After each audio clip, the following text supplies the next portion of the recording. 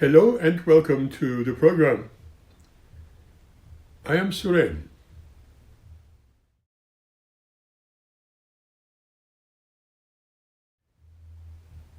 Here is an intriguing question.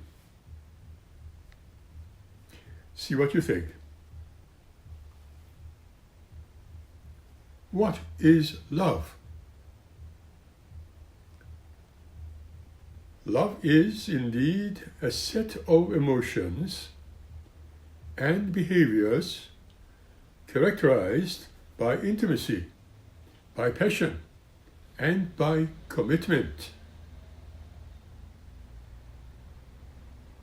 It involves care and closeness, protectiveness, attraction, affection, and trust. Some say it is not any emotion in the way we understand it, but an essential physiological drive. It's a psychological, explanation of it.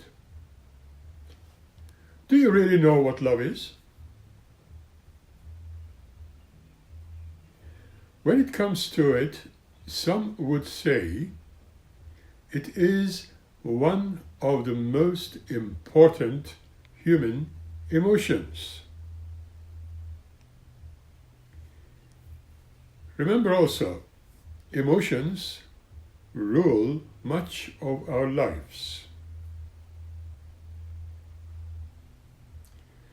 Even the writers and philosophers of old and modern points in regard to this issue seem incapable of describing the full range of experiences of human emotions.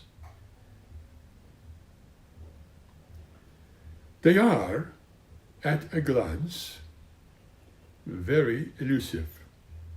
Yet, as it was said, by which we communicate, these psychological or psychologically observable feelings are truly experienced by all those around us. Nobody's exempt. We cannot exist without them, but it really stops us to consider how many there actually are. It is a fact. Question that has intrigued many, that is, scientists and philosophers, even myself, for generations, and continues to do so today. In the first century, BC that is, Aristotle attempted to identify the exact number of so-called emotions of humans. Described as it was, totals the list of emotions. The philosopher proposed 14 distinct emotional expressions. They are fear, confidence, anger, friendship, calm, enmity, shame, shamelessness, beauty, kindness, envy, indignation, emulation, and contempt. In his 1872 publication, The Expression of the Emotions in Men and Animals, Charles Darwin made mention that emotions were indeed evolved and had a functional purpose. While Darwin did not explicitly define these emotions, probably he couldn't, it is therefore thought that he envisioned a short list of essential emotions, including fear, anger, sadness, happiness, and love.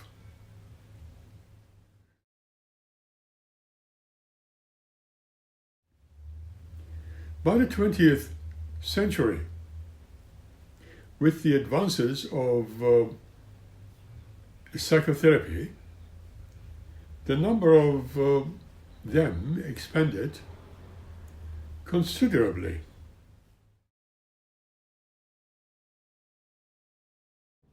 According to Robert Plutchik, Professor Emeritus at the Albert Einstein College of Medicine, more than 90 different definitions of emotion have been put forth by psychologists with the aim of accurately describing what constitutes and differentiates the human emotion.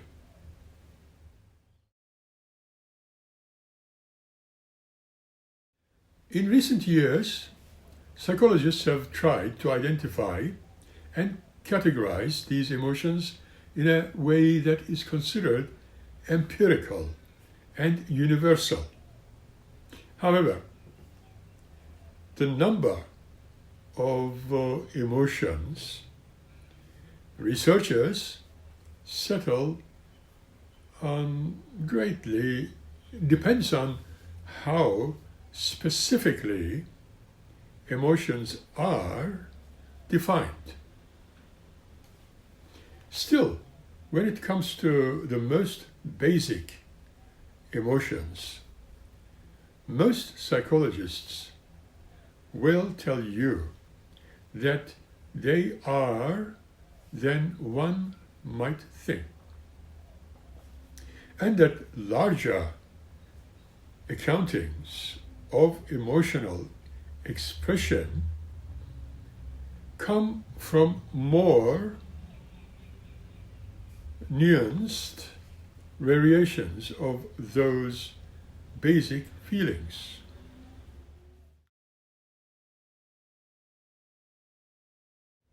One of the most prominent theories of the 20th century was spoken about Robert Plutchik's wheel of emotions.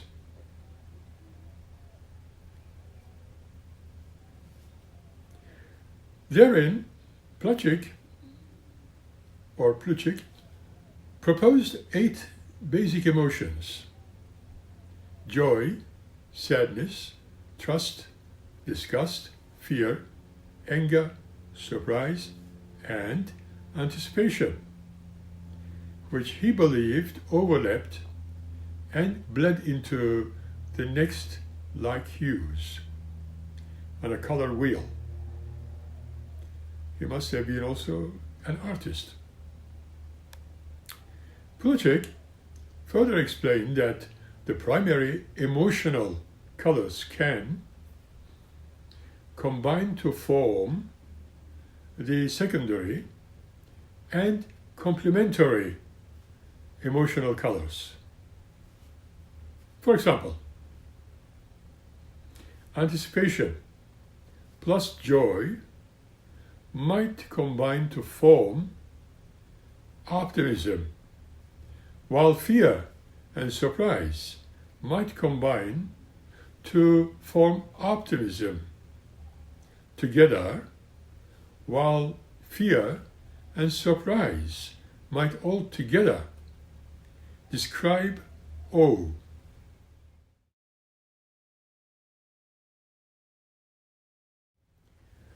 Many researchers have questioned platitudes of models and argued that his secondary and complementary emotions can open the pathway. Very high culture or of society. They insist that in order for any emotion to be considered, that is foundational, it has to be universally experienced in all cultures. To this end, psychologist Paul Ekman created what are they called the official action coding system.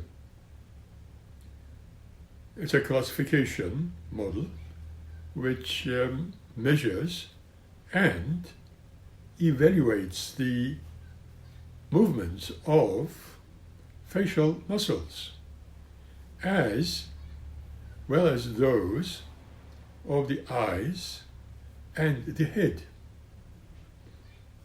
Based on his theory, he proposed that there are 7 emotional expressions,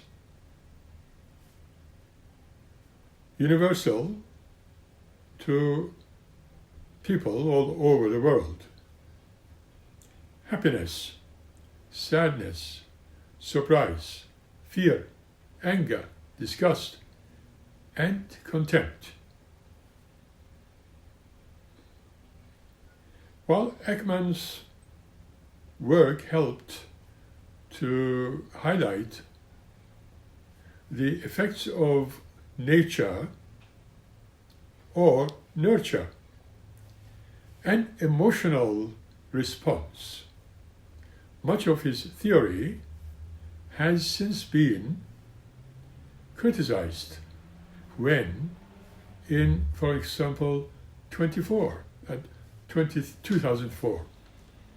I propose that the same technique could be used as a means of lie detection.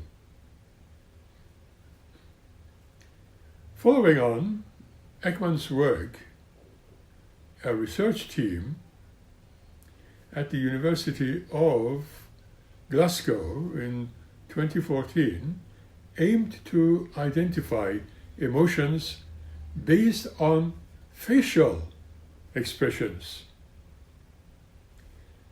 irrespective of social or socio-cultural influences. What the researchers found was that certain emotions elicited the same facial response.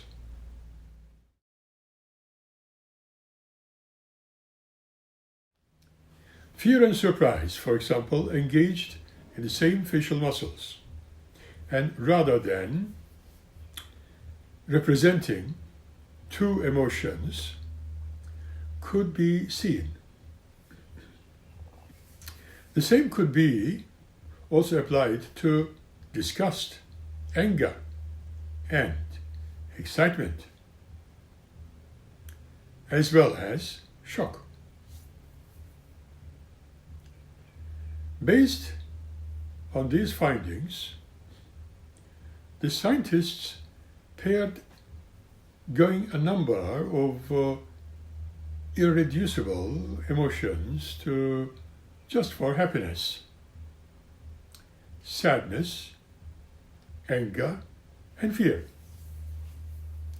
Beyond this, they argued, the more complex variations of emotion have evolved over the millennia under numerous social and cultural influences.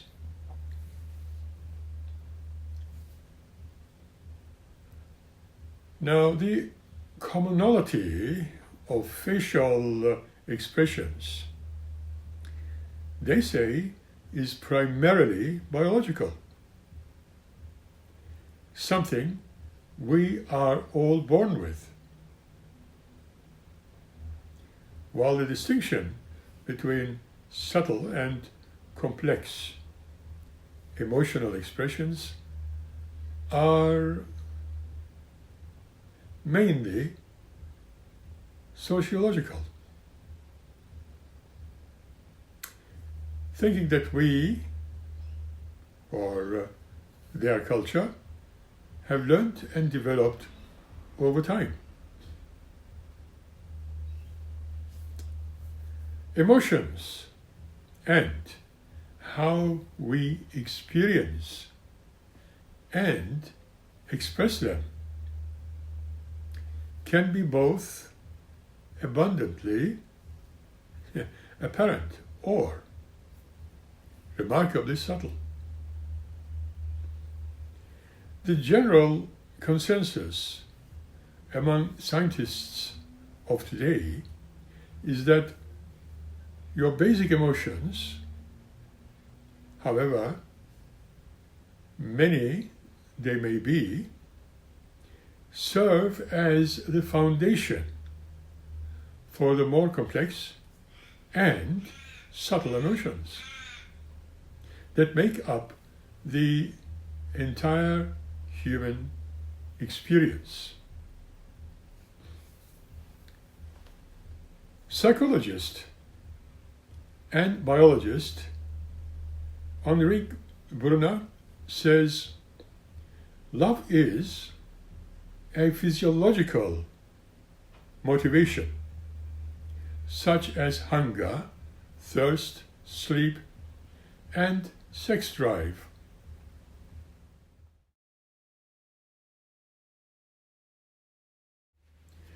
There are many songs, books, poems, sonnets, and other works of art about love. You probably have one in mind as we speak. Yet, despite being one of the most studied behaviors, it is still the least understood. We are talking about love. For example, researchers debate whether love is a biological or cultural phenomenon.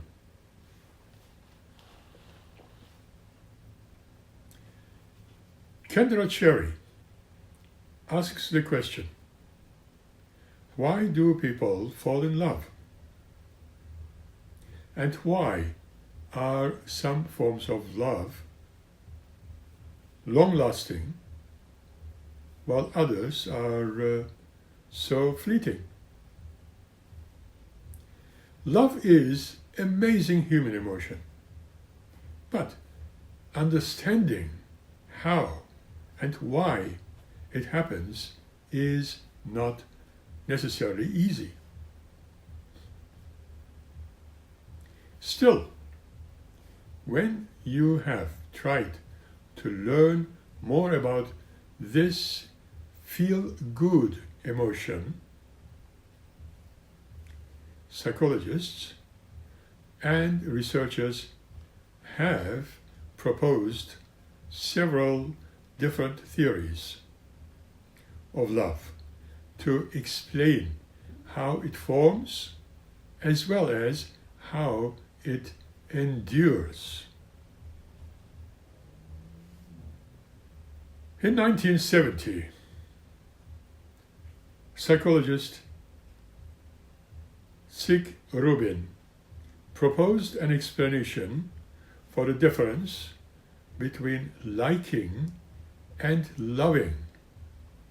Sometimes we experience a great amount of episodes as with ocean and admiration for others.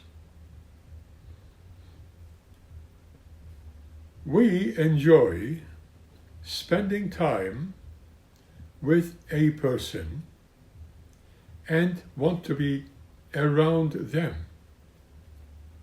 And we want them to be around us. This can be considered liking, according to Rubin, and does not necessarily qualify as the love, but both can go hand in hand.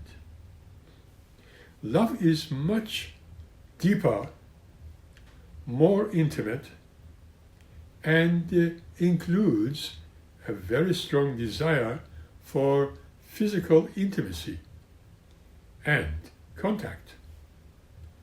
People who are in like enjoy each other's company, while those who are in love care as much about the other person's needs as they do their own.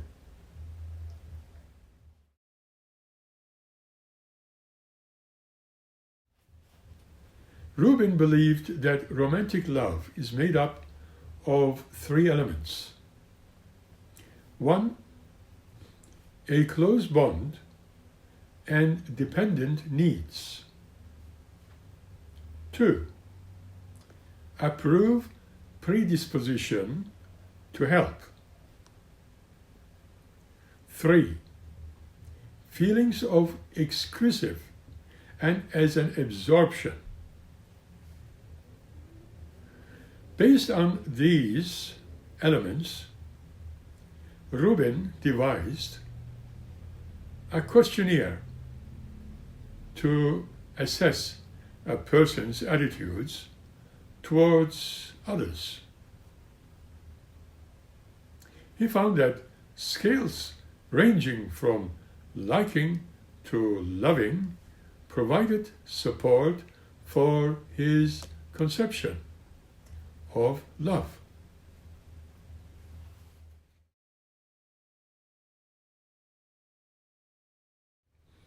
Ayana Underwood writes,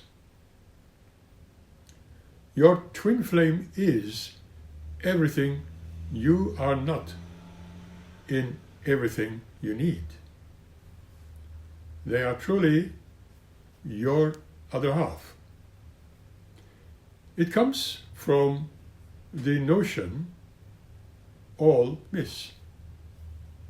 Your soul can be split into two bodies, or that one can have a mirror soul. This explains why twin flames relationships are regarded as one of the most passionate relationships. People can experience. Twin flame is not necessarily romantic soulmate. What someone might call, but they will always change your life. Often, from the very first time you cross paths. Have you ever met somebody who completely changed you because of your life? It might have been your twin flame.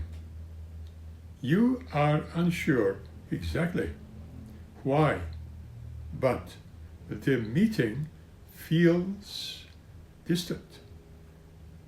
They might not be your usual type or anyone you expected to fall for, but you do fall hard. If twin flame relationships could be summed up in one word, it would be too intense. This is a person with whom you have such an intense connection. It feels nothing short of a catalyst of spiritual growth. But what exactly does the twin flame mean? And perhaps, more importantly, how do you know when you have found yours?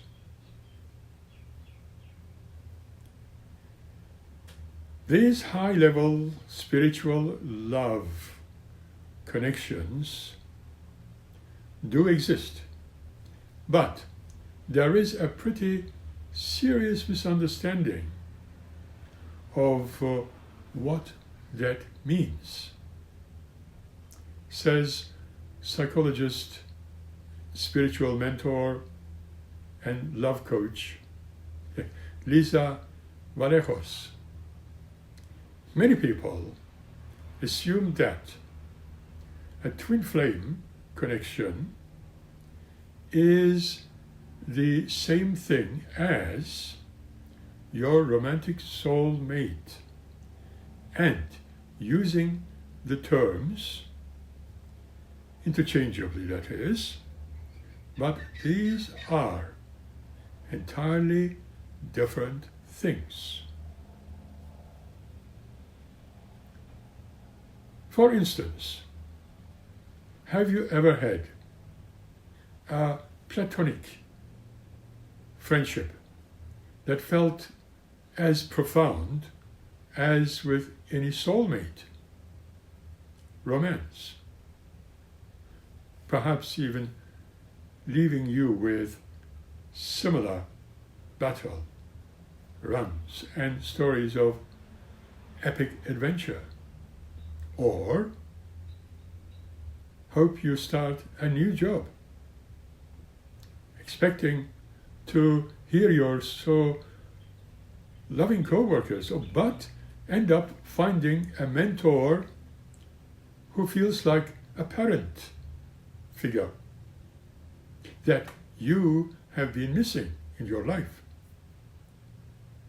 You can even be a parent-child relationship. It is definitely does not have to be romantic. Vallejos writes further, while they can be romantic relationships,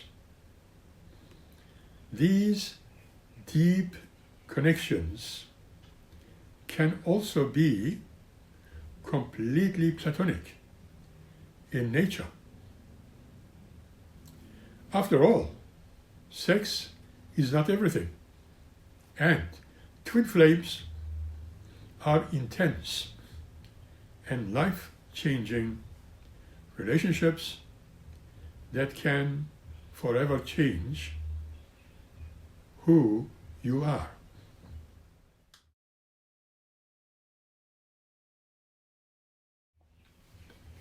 So, what is a twin flame?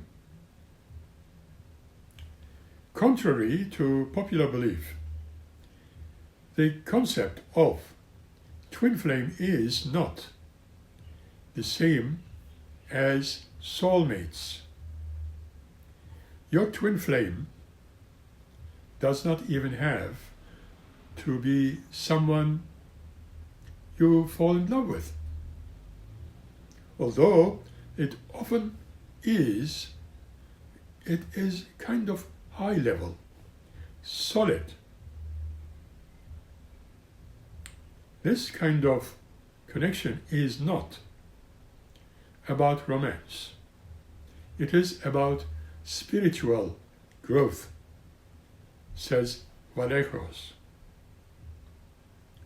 You meet them, and your life just completely changes.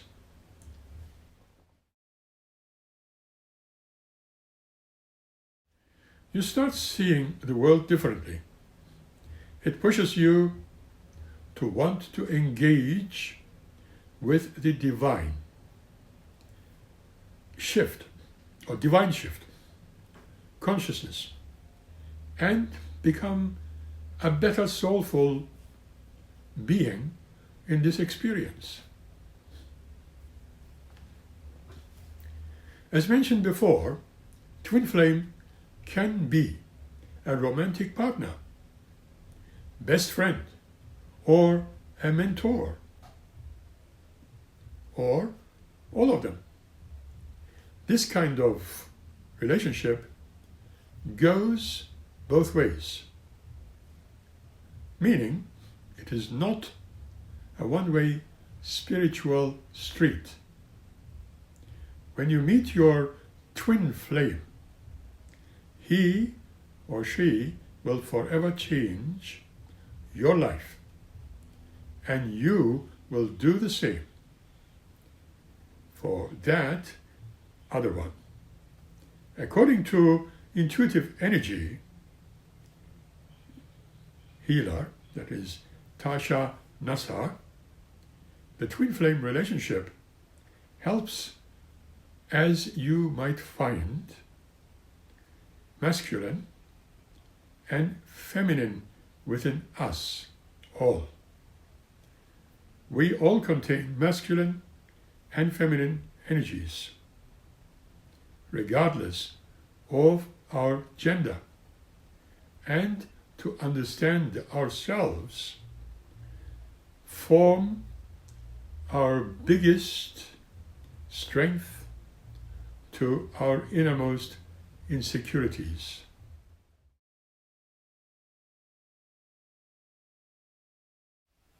How do you know when you meet your twin flame? Have you ever met someone and it just felt as meant to be? Imagine that your friend set you up on a blind date. How are you going to meet that person? Put a first time outside the bar. You are a hit with a surge of déjà vu. And you are at a party, making new friends. And the person next to you starts telling you a childhood story so similar to your old experiences. It literally gives you the goosebumps. You know instantly that this person is about to be an essential person in your life. All these could be twin flame relationships.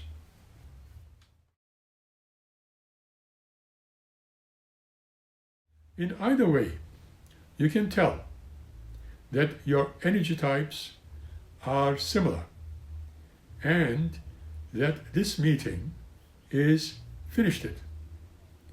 You might even feel that you have psychic abilities, and you knew this meeting was, guessed correctly, meant to be. There is a sense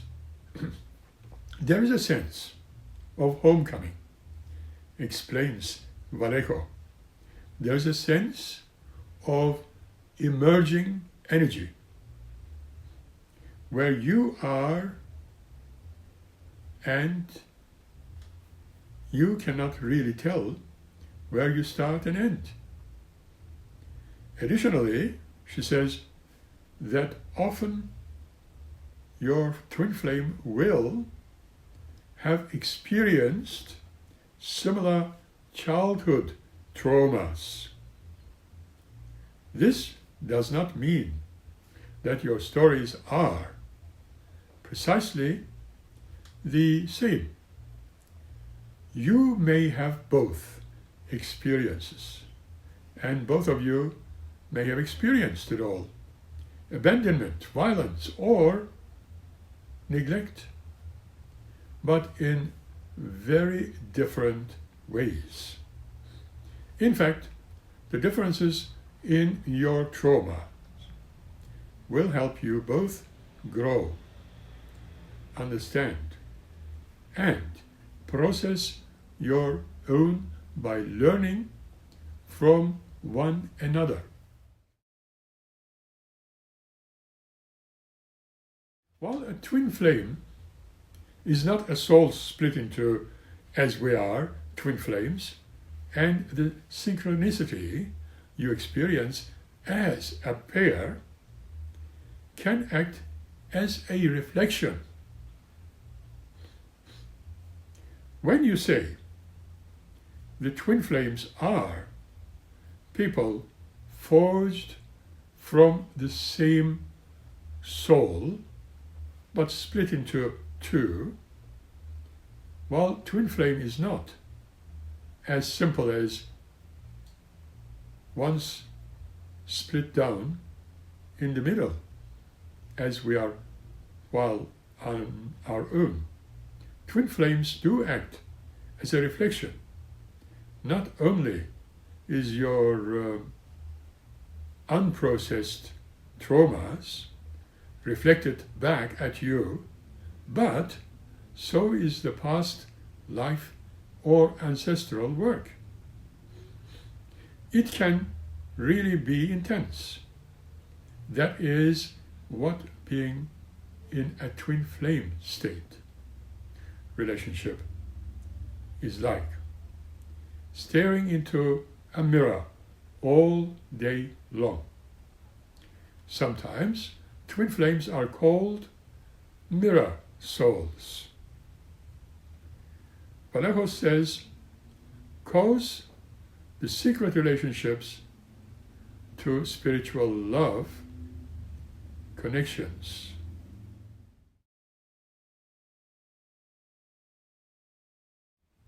Thank you for sharing this segment with me.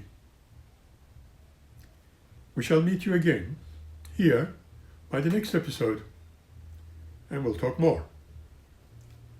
In the meantime, keep smiling and be happy.